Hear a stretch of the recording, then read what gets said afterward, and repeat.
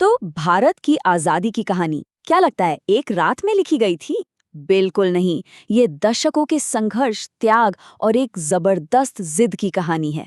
तो चलिए मेरे साथ चलिए इस सफर पर 1905 से 1950 तक और उन लम्हों को फिर से महसूस करते हैं जिन्होंने हमारे देश को बनाया। ये सिर्फ कुछ शब्द नहीं है ना? ये उन लाखों लोगों की आत्मा की आवाज है जिन्होंने आजादी के लिए अपना सब कुछ दांव पर लगा दिया था। ये हमें क्या सिखाता है? कि थक कर रुकना तो कमजोरों का काम है, असली विजेता तो जीत कर ही दम लेता है। और यकीन मानिए, यही जज्बा, यही स्पिरिट भारत की आजादी की लड़ाई का दिल थी। तो कहानी शुरू होती है 20वीं सदी की दहलीज से। एक ऐसा टाइम जब हवा में ना एक बदलाव की आहट थी। ये वो दौर था जब ब्रिटिश राज की जो मशहूर पॉलिसी थी, फूट डालो और राज करो, वो जमीन पर असर दिखाने लगी थी, गहरी दरारें बना रही थी। और उन्हीं दरारों से विरोध की पहली चिंगारियां उठने लगी थीं। तो इस दशक में ना 3 बड़ी घटनाएं हुई और हर एक घटना ने अगली के लिए जमीन तैयार की। देखिए, 1905 में हुआ बंगाल का विभाजन, जिसने पूरे देश में गुस्से की लहर दौड़ा दी। फिर इसी वजह से 1907 में कांग्रेस के अंदर ही फूट पड़ गई।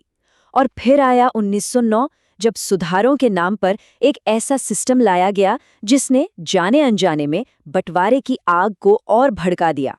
1905 वाइसरॉय कर्जन का एक फैसला और पूरे देश में जैसे एक शॉक वेव दौड़ गई, बंगाल का बंटवारा। लेकिन इस एक फैसले के जवाब में जो हुआ वो कमाल था। एक जबरदस्त एकता पैदा हुई, लोग सड़कों पर उतर आए, विदेशी सामानों की होली जलाई जाने लगी। और जिस दिन विभाजन लागू हुआ, उस दिन लोगों ने एक दूसरे की कलाई पर राखी बांधकर अपनी एकता का सबूत दिया। ये सिर्फ एक प्रोटेस्ट नहीं था, ये एक इमोशनल ऐलान था कि हम एक हैं और हमें कोई नहीं तोड़ सकता। अब आज़ादी की लड़ाई का रास्ता कैसा हो, इस बात को लेकर कांग्रेस के अंदर ही जबरदस्त बहस चल रही थी। और 1907 में सूरत में ये बहस एक बंटवारे में बदल गई। एक तरफ थे गरम दल वाले, जो मानते थे कि आज़ादी मांगी नहीं, छीनी जाती है। और दूसरी तरफ थे नरम दल, जिनका भरोसा बातचीत और सुधारों पर था। ये सिर्फ कोई पॉलिटिकल झगड़ा नहीं था, ये दो अलग अलग सोच, दो अलग अलग फिलॉसफी का टकराव था। फिर आया साल 1999 और मार्ले मिंटो एक्ट। इसके साथ एक ऐसा आइडिया सामने रखा गया जिसने आने वाले कई दशकों तक भारत की किस्मत तय कर दी। वो आइडिया था सांप्रदायिक निर्वाचन प्रणाली। अब इसका मतलब क्या था? आसान शब्दों में कहें तो अब भारतीय लोग एक भारतीय की तरह वोट नहीं करेंगे, बल्कि अपने धर्म के आधार पर वोट करेंगे। सोचिए, इसने भारतीय समाज में एक ऐसी लकीर खींच दी जो वक्त के साथ और गहरी होती चली गई और आखिर में देश के बंटवारे की एक बड़ी वजह बनी। अब कहानी में एक नया मोड़ आने वाला था, एक ऐसा मोड़ जो भारत के स्वतंत्रता संग्राम का चेहरा हमेशा हमेशा के लिए बदल देगा। ये थी गांधी युग की शुरुआत, एक ऐसे इंसान की एंट्री जिसने पॉलिटिक्स के सारे नियम ही बदल दिए। 9 जनवरी 1915 ये तारीख इतिहास में दर्ज हो गई। क्यों? क्योंकि इस दिन एक शख्स साउथ अफ्रीका से भारत वापस लौटा और वो अपने साथ एक नया विचार, एक नया हथियार लेकर आया था, सत्याग्रह। महात्मा गांधी की वापसी ने स्वतंत्रता संग्राम के खेल के नियम ही बदल दिए थे। 1916 में लखनऊ में जो हुआ वो किसी चमत्कार से कम नहीं था। जो लोग अलग हो गए थे वो फिर से एक हो गए। कांग्रेस और मुस्लिम लीग ने हाथ मिला लिए और गरम दल, नरम दल ने भी अपने पुराने गिले शिकवे भुला दिए। ये सिर्फ दिखाने के लिए एकता नहीं थी, ये ब्रिटिश राज के खिलाफ एक बहुत ही पावरफुल, एक सोचा समझा मोर्चा बनाने की स्ट्रैटेजी थी। 1917 में गांधी जी पहुंचे बिहार के एक छोटे से गांव चंपारण। वहां उन्होंने देखा कि किसानों को अपनी ही जमीन पर जबरदस्ती नील उगाने पर मजबूर किया जा रहा था और उनकी हालत बहुत खराब थी। और यहीं इसी जमीन पर उन्होंने भारत में पहली बार अपने सबसे ताकतवर हथियार का इस्तेमाल किया, सत्याग्रह, मतलब सत्य के लिए आग्रह। ये बिना हिंसा के लेकिन पूरी दृढ़ता के साथ नाइंसाफी का सामना करने का एक नया तरीका था। इसके बाद तो जैसे घटनाओं की झड़ी लग गई और एक के बाद एक चीज ने पूरे देश को हिला के रख दिया। पहले 1919 में आया रॉलेट एक्ट, एक काला कानून जिसने विरोध की आग भड़का दी। और इसी का नतीजा था जलियांवाला बाग का वो दिल दहला देने वाला नरसंहार। इस जुल्म के जवाब में गांधी जी ने 1920 में असहयोग आंदोलन शुरू किया, लेकिन 2 साल बाद एक हिंसक घटना की वजह से ये आंदोलन अचानक रुक गया। चौरी चौरा में जो हुआ ना, उसने गांधी जी को सचमुच अंदर तक झकझोर दिया।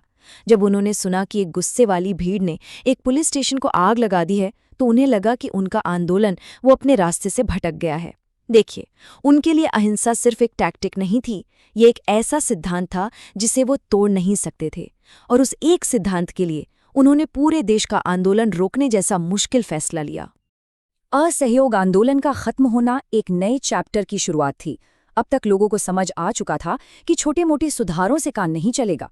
अब लक्ष्य सिर्फ बेहतर गवर्नेंस नहीं था, अब लक्ष्य था सेल्फ गवर्नेंस, मतलब पूर्ण स्वराज, पूरी और बिना किसी शर्त के आज़ादी।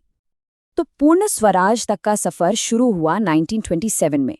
हुआ ये कि ब्रिटिश सरकार ने कमीशन बनाया, साइमन कमीशन, ये तय करने के लिए कि भारतीयों को कितने अधिकार देने हैं। और मजाक देखिए, इस कमीशन में एक भी भारतीय नहीं था। इस बात से पूरे देश में गुस्से की आग लग गई। हर तरफ साइमन गो बैक के नारे गूंज रहे थे। और ये विरोध की लहर 1929 में लाहौर में एक ऐतिहासिक मोड़ पर आकर रुकी। तो दर्शकों का विरोध, इतने बलिदान, इतना संघर्ष, इन सब के बाद सवाल ये था कि आखिर मंजिल क्या है? आखिर भारत चाहता क्या है? और जवाब एक आवाज बनकर गूंजा जिसने पूरे देश को एक कर दिया, पूर्ण स्वराज, कंप्लीट इंडिपेंडेंस। 1929 में लाहौर में रावी नदी के किनारे जवाहरलाल नेहरू ने ऐलान कर दिया कि अब भारत इससे कम किसी भी चीज पर समझौता नहीं करेगा। ये वो ऐलान था जिसने आज़ादी की लड़ाई का रुख हमेशा के लिए बदल दिया। तो जब लक्ष्य तय हो गया, पूर्ण स्वराज, तो गांधी जी ने एक और जबरदस्त आंदोलन शुरू किया, सविनय अवज्ञा आंदोलन। और इसका सिंबल क्या था? एक बहुत ही मामूली सी चीज, नमक। गांधी जी ने दांडी तक 240 मील की पैदल यात्रा की और समंदर के पानी से नमक बनाकर ब्रिटिश कानून तोड़ा। ये सिर्फ कानून तोड़ना नहीं था, ये ब्रिटिश साम्राज्य की नींव पर एक सीधा हमला था। तो अब हम कहानी के आखिरी पड़ाव पर आ चुके हैं। ये वो दशक था जब आज़ादी की लड़ाई अपने फाइनल और सबसे तेज दौर में पहुंच गई थी। अब वक्त था करो या मरो का। 1942 दुनिया दूसरे वर्ल्ड वॉर की आग में जल रही थी और इसी बीच गांधी जी ने भारत के लोगों को एक आखिरी नारा दिया, करो या मरो। ये एक बिल्कुल साफ मैसेज था। अब बातचीत का वक्त खत्म। अब या तो हम आज़ाद होंगे या फिर इस कोशिश में अपनी जान दे देंगे। भारत छोड़ो आंदोलन ने ब्रिटिश सरकार को ये तो साफ कर दिया था कि अब उनका यहाँ टिकना नामुमकिन है। इसके बाद शुरू हुआ बातचीत का दौर, जो 1946 के कैबिनेट मिशन तक पहुंचा और आखिर में 1947 में माउंटबेटन योजना ने भारत की आज़ादी और बंटवारे का पूरा खाका तैयार कर दिया, जिसे बाद में इंडियन इंडिपेंडेंस एक्ट बनाकर कानूनी शक्ल दे दी गई। आज़ादी का मतलब सिर्फ अंग्रेजों से छुटकारा पाना नहीं था, बल्कि एक नए देश को बनाना भी था। और उस देश की नींव रखी जानी थी एक संविधान पर। तो कैबिनेट मिशन ने एक संविधान सभा बनाने का प्रस्ताव रखा, मतलब एक ऐसी बॉडी जिसमें भारत के लोग खुद बैठकर अपने भविष्य का फैसला करेंगे। और फिर 15 अगस्त 1947, आधी रात का वक्त, जब सारी दुनिया सो रही थी, तब भारत ने आज़ादी की सुबह में अपनी आंखें खोली। सदियों की गुलामी के बाद एक नए राष्ट्र का जन्म हुआ था। ये सिर्फ एक पॉलिटिकल चेंज नहीं था, ये एक सपने का सच होना था। लेकिन आज़ादी तो बस पहला कदम था। अगला और शायद उससे भी बड़ा कदम था एक गणतंत्र, एक रिपब्लिक बनाना। 26 नवंबर 1949 को हमने खुद को अपना संविधान दिया, एक ऐसे किताब जो हमारे उसूलों और हमारे सपनों को बताती है। और फिर 26 जनवरी 1950 को हमने उस संविधान को पूरी तरह से लागू किया और एक संप्रभु, समाजवादी, धर्मनिरपेक्ष और लोकतांत्रिक गणराज्य बन गए। तो जब हम आज अपने आसपास देखते हैं, तो ये सवाल पूछना बहुत ज़रूरी हो जाता है, आज़ादी के इस लंबे सफ़र से हम क्या सीख सकते हैं? हमारे स्वतंत्रता सेनानियों के बलिदान, उनकी एकता, उनका वो ज़बरदस्त संकल्प, ये सारी बातें आज हमें क्या सिखाते हैं? ये एक ऐसा सवाल है जिस पर हम सबको सोचना चाहिए।